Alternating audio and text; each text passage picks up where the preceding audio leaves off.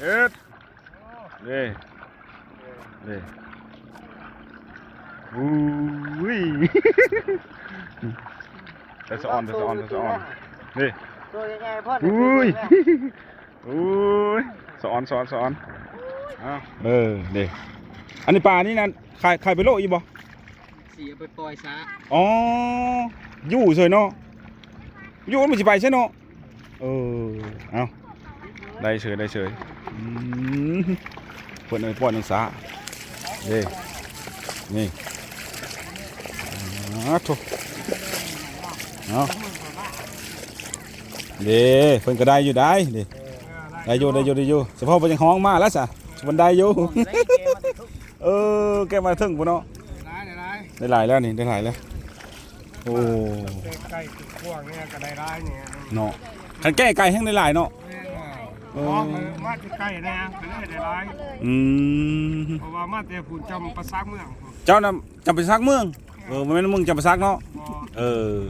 สั่นบางคนได้มาแต่เสกองผมบางคนได้สบายได้เนาะพอได้เนาะกันพอได้เจ้าน่ะมันได้อดีหล่อได้มื้อนี้หะนะเจ้าห้องแห้งกูชื่อได้หอดสิคนปดซอยผู้นี่มาปดเที่ยงคอยก็ดีนะแน่มาปดซอยเน่าในขนาดนี้เอาดีใจนะเพิ่นได้นะจุค่อยน่ะซ้ำอยู่ในนี้น่ะบ่ได้แล้วนี่ซ้ำอยู่นี่ได้แล้ว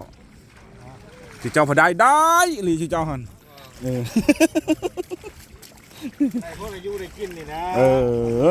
เลืออีกพอได้อยู่ได้กินที่เจ้านะจะได้ขายเอาดีใจน้ำเป็นปัญหาเศรษฐกิจครอบครัวนึงได้อันนี้แล้วนี่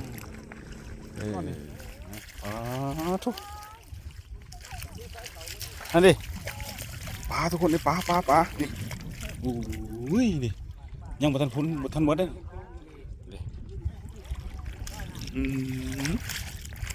นี่อันนี้ข้าวมันโผล่มาได้มองนี่อุ้ยโอเคจังเลยเนาะได้เนาะโอเคบันไดเลยโอ้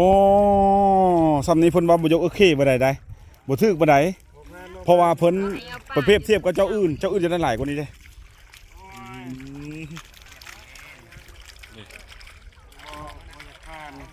โอ้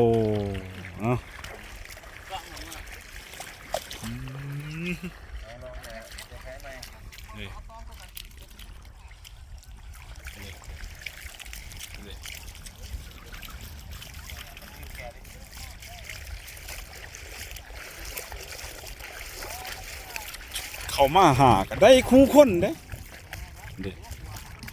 เอาแกบัดนี้ปิดเปล่าแต่มองบัดนี้สิได้บางประมาณ10ปลายโลเนาะได้บ่10ปลายโลวันนี้เนาะประมาณนี้แหละได้สำนี้